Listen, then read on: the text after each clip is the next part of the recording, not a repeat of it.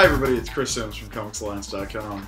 This is Here's the Thing. And this week, I have a very special guest. You might be wondering why I'm wearing such a heavy cardigan. The shawl collar. So nice. So nice. Very nice. It's because I am not at home in sunny South Carolina. I am in rainy Portland, Oregon, in the apartment of Kel McDonald, with whom I am staying. And I'm here with Comics Alliance editor Caleb Goellner. And for this week's show, I thought it would be fun to have a talk about something that Caleb and I are both passionate about. We're going to talk about Tokusatsu a little bit. That's right. Live-action Japanese special effects shows that usually star superheroes. Kamen Rider, Super Sentai, known in America as Power Rangers. Ultraman. A million other things. Garo. What is it? Karate Robo Zaborgar. Yes, which you can watch the movie on Netflix, I think, still. It's about, it's still on Netflix. It's about a robot that turns into a motorcycle, and that motorcycle robot knows karate. So it's probably the best concept I've ever heard of in my life. It's one of the better ones. Yeah, and it is the ally of a policeman who fights with his fists. Yes. And nothing but his fists. His fists. For justice. And his burning heart. Because that is a theme in Tokusatsu, that people always have burning hearts that are full of passion.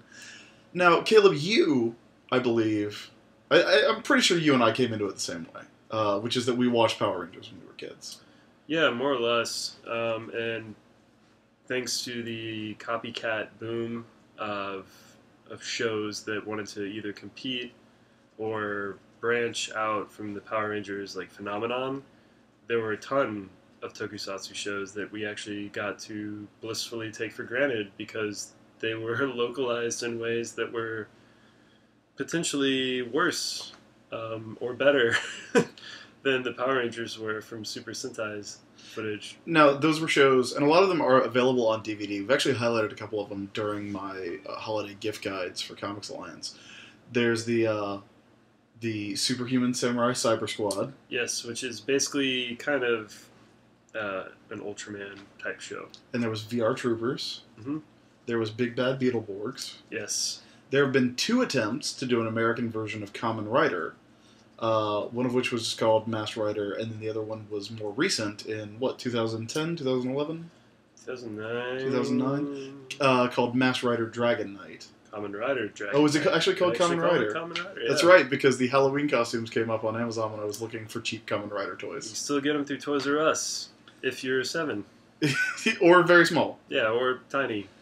Now, of the knockoff shows, before we get into talking about actual Tokusatsu, of the knockoff shows, what was your favorite? You know, this is going to sound crazy, but, like, I actually kind of had an affinity for the Beetleborgs show. And this may sound like heresy. I'm sure if I went back and watched it, I would not be pleased. But that show, the Metal Heroes shows that Beetleborg were based on and used footage from Japan, pretty straightforward shows, and actually,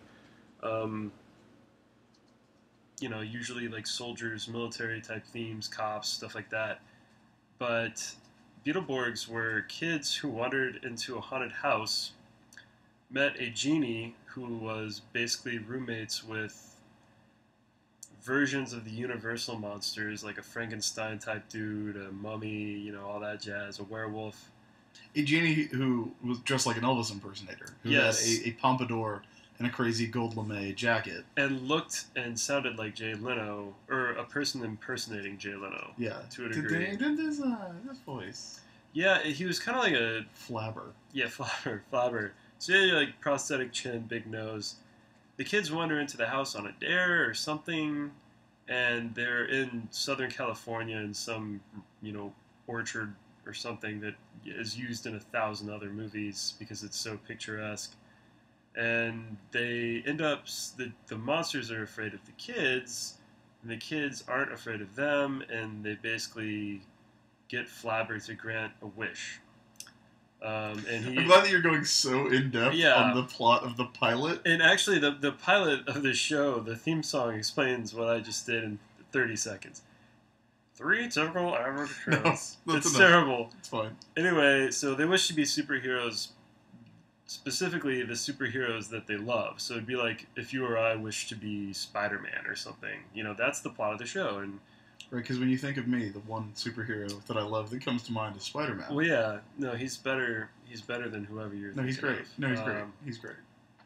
Yeah, but so they get powers, but inadvertently the bad guy from the comic comes alive as well, and then the show is about them fighting the bad guy from the comic. So that's really metatextual because man. like those characters exist in that world already. Yeah, and they meet the guy who like created the character. So that's kind of what I liked about it as a kid. Was it was a show about kids who liked comic books becoming their favorite superheroes, and at the same time it had all this tokusatsu footage, CGI scarabs and vehicles and armor and guns and lasers. So these kids wanted to be superheroes that were nothing like Western superheroes, you know, which was strange. And they hung out in a comic book shop, and there were actually 2 seasons.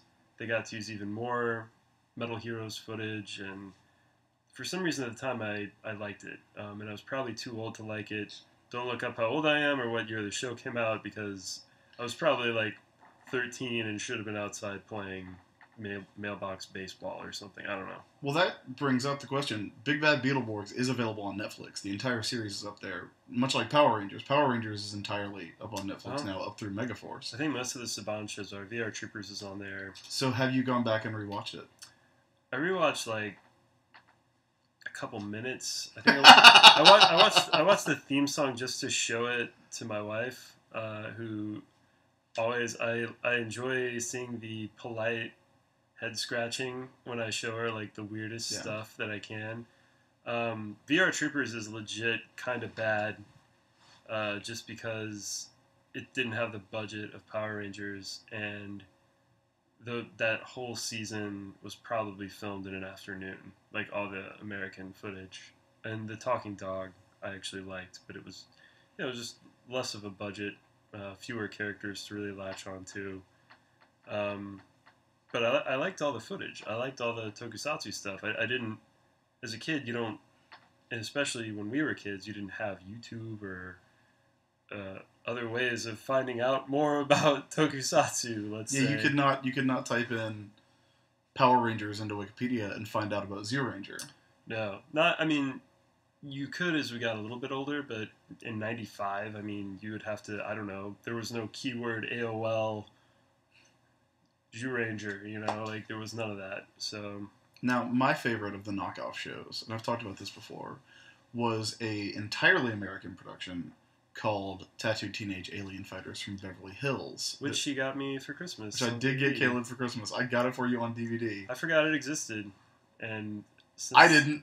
Yeah, and especially when those DVDs came out and they were $12 for 40 episodes. I was like, yes. No, I'll never forget they exist.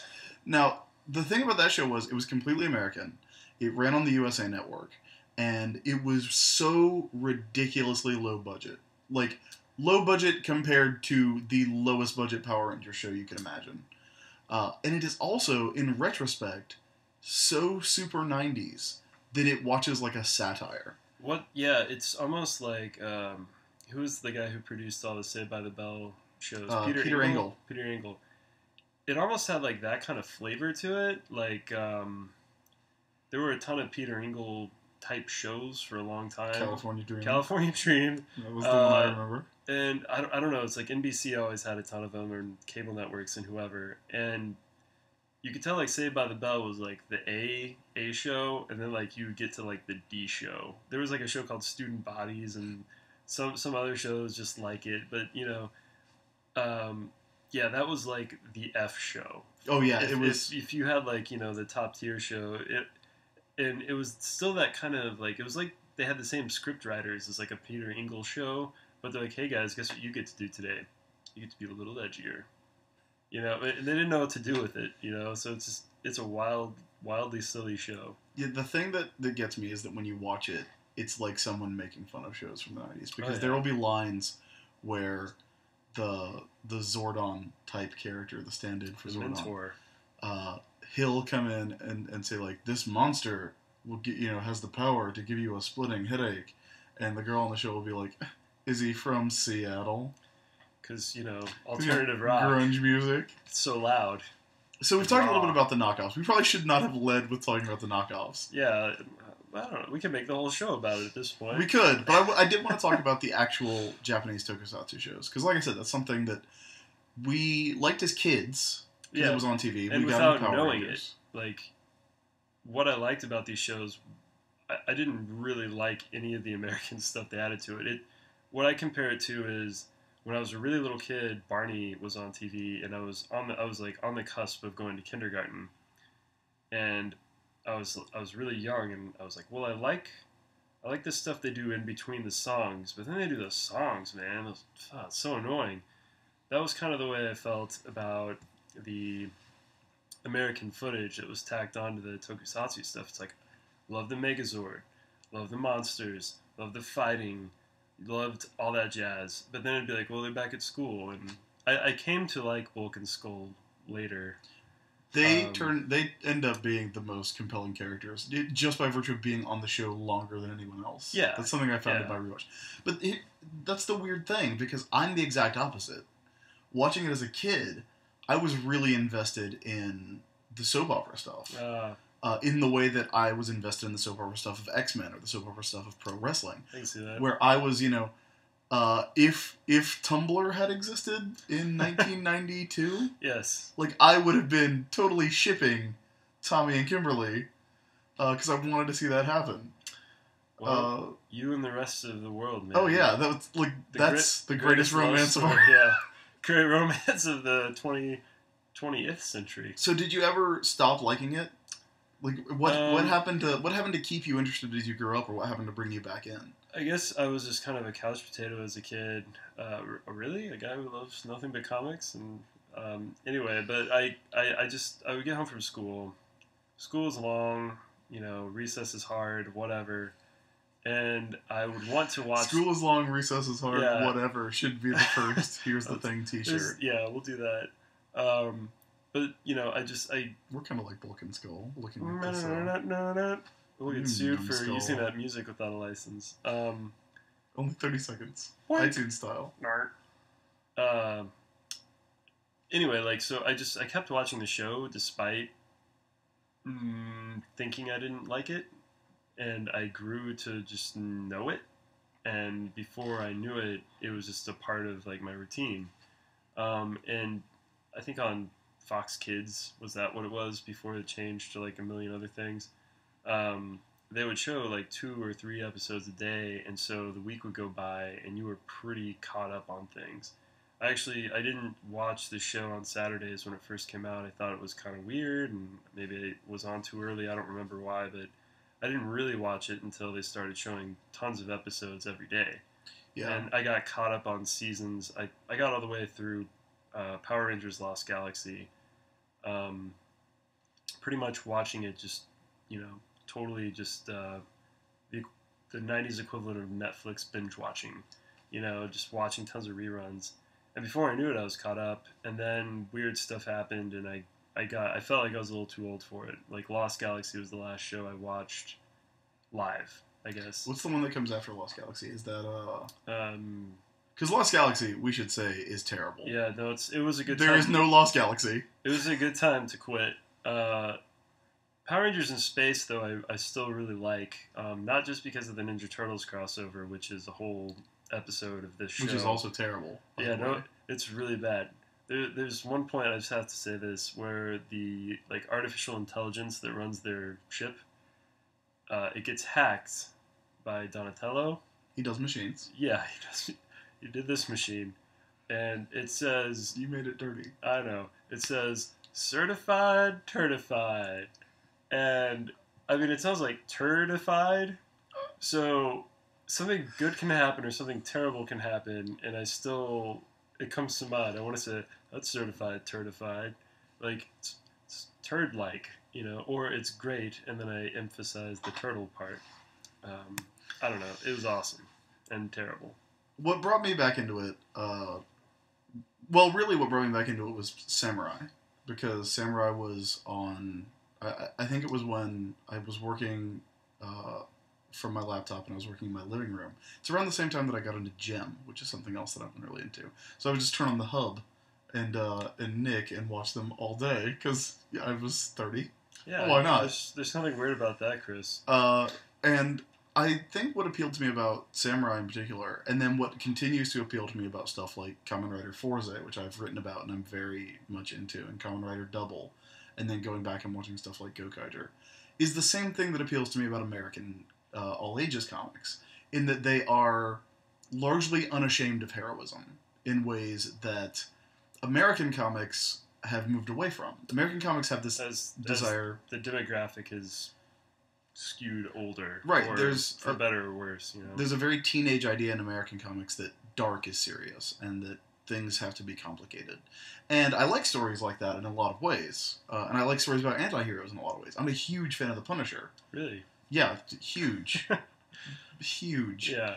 But I still find the idea of something like Kamen Rider Forza that's so completely wide-eyed optimistic in terms of heroism. Well, it's the shonen archetype. Right. It's like what you find in Shonen Jump, mostly. There's also always, really into One Piece for that same reason. Like, the shonen type of storytelling, to me, it's like one of my favorite things. There's conflict and there's death and there's all this drama, but there's always a hero who never questions what it is to be hero. And not in the way maybe Superman would, because Superman has doubts and but he deals with them and rises to the occasion and kind of sort of more of an adult way of thinking. But in Tokusatsu, there's usually the Red Ranger, in Super Sentai and Power Rangers, or one of the, sometimes in America they change it up a little bit, but there's always somebody who's just all I need to do is believe, and I can do anything. They never worry, you know. I am a complete sucker for any story of heroism where that is based on friendship, yes, or believing in yourself. Those are the two things that I am into for any superhero story. Then you like any shonen manga. I like Power Rangers and shonen manga, I guess. Yeah. Now, Caleb, we're already running a little bit long in this week's episode of Here's the Thing. But before we go, in addition to Big Bad Beetleborg, which I assume you do not actually recommend, is there an American tokusatsu show that you would recommend, or a Japanese tokusatsu show that you could recommend? What was it? The Mystic Knights of Tir na Nog? Now that, if you don't know, was when the producers of Power Rangers decided to do a mystically themed Renaissance fair. Yeah, show. It was basically like Xena for kids. It was like Xena smaller children. or Hercules for kids, and they actually did that Hercules show with the kid with the parted hair. Young Hercules. Young Hercules. It was a great title. It was like Young Hercules as a team show, sort of. I don't remember if it was any good or not. I just remember I watched it and it didn't offend me. So did that one? There was no Japanese basis for that one, was there? No, it was all original, I believe. And it was just they were in New Zealand, so they're just so it just looks exactly like those Hobbit movies. Give them some night stuff, and they have powers that are element based or something. Is that available on Netflix? No, I don't think so. Is that available on DVD? No, so that was a terrible recommendation, but Google it. Is there a Japanese show that you're particularly into? All of them. You and I, we used to do Japanese Spider-Man recaps. Yes, which is available in America. It's available on Marvel.com. You can go back and watch that show. It's bonkers nuts. Yeah, but it's amazing. I like to tell people that it's my favorite Kamen Rider show, because that's kind of what it is. And here's an interesting fact about... He's not a cyborg, so... Is he, though? Do you know if he's not? He was bitten by an alien spider. That's how he got his powers. That's right. He's Garia from the planet Spider. You know how Spider-Man got his powers. Yeah. The great thing about Spider-Man is that it is arguably one of the most important shows in the history of the genre. Yeah. Because it introduced the idea of the superhero summoning the giant robot, the Leopardon, which a lion-themed robot for Spider-Man. We should point out, Voltron and Battle of the Planets, they were doing a little of that already, but this was how it got fully integrated to Tokusatsu rather than just anime. Right, because the original two Sentai shows, which were Go Ranger and Battle Fever J, was that the second one? Yes. I'm sure if it's not, we'll hear about it. Yeah. They did not have the giant robots. They were just basically like Kamen Rider, dudes in costumes beating each other up and eventually throwing monsters off a cliff where they would explode, which is how Kamen Rider deals with literally all of his problems. Well, they had the Sentai shows before they got giant robots or combining robots or humanoid robots. It was kind of like Ultraman, where they just had like a big spaceship that they could all get to, or the Thunderbirds. It was just like a big, awesome ship that they could just fly. But it was a conventional jet or like a shield helicarrier type of situation. It wasn't like Leopardon, which was a spaceship and then a humanoid robot, and also where he could park his car, the GP7. His car, which is a bull. Which looks like a bull, has bull horns. None of this stuff is spider themed. No, it's fine. Well, it's amazing. Leopardon has webs drawn on him, and so does GP7. So it's like a spider bull and a spider leopard man. Now, I would say, as far as my recommendations for Tokusatsu, for anyone who'd like to get started or learn a little more, or maybe try to understand why Caleb and I, at the age of 31 and 28, are still super into this genre. I can't get enough. It's I arguably like it more than like Western superheroes. I just shonen manga and Tokusatsu, kind of my jam. Like I've read as many comics as I possibly could, but like it's still unironic to me in ways that, like, you know, Green Lantern, who's great, I connect more with the Red Rangers. I honestly don't think I will ever like Green Lantern as much as I like Kamen Rider. Well, it's Green Lantern. There you go. Batman, you couldn't pit Kamen Rider against Batman, though. I don't think. I don't think that would be good for you. I don't think you should try to do that. My recommendations would be again on Netflix. Samurai is one that I'm very fond of. That was kind of how I got started. But I also really enjoyed Power Rangers Ninja Storm. Yes. Which was a show about 3 teens that were all into extreme sports. And when they weren't doing extreme sports, they went to a secret ninja academy.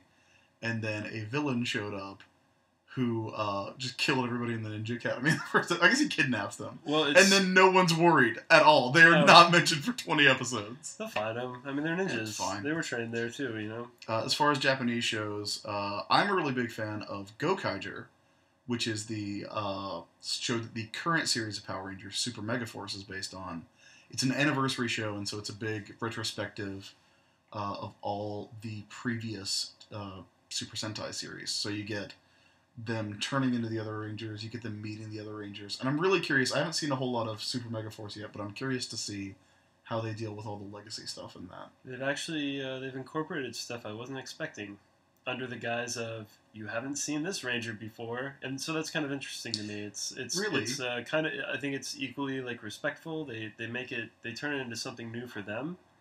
They don't try to hide or cut out stuff that was important from Gokaiger, and I'm sure, you know, 6-year-old kids can get on Wikipedia now, so they probably know way more about Super Sentai than either of us, who spend countless sleepless nights on the iPhone making sure you retain information about it. Well, this has been a conversation about Tokusatsu with Caleb Goellner. If you'd like to learn more about what we like about Tokusatsu, we've written about it pretty frequently at ComicsAlliance.com. Check there. We have a whole tag for it. Just search for Tokusatsu. It is spelled exactly the way it sounds. You can also find us on Twitter. At Caleb Andrew. At the ISB. If you have something you'd like to see us talk about in a future episode of Here's the Thing, send us a comment on YouTube, send us a line on Twitter, leave our comment at ComicsAlliance.com. Check us out there, and we will see you next week with another episode about something we like or hate in the world of comics. Caleb, thank you for joining me.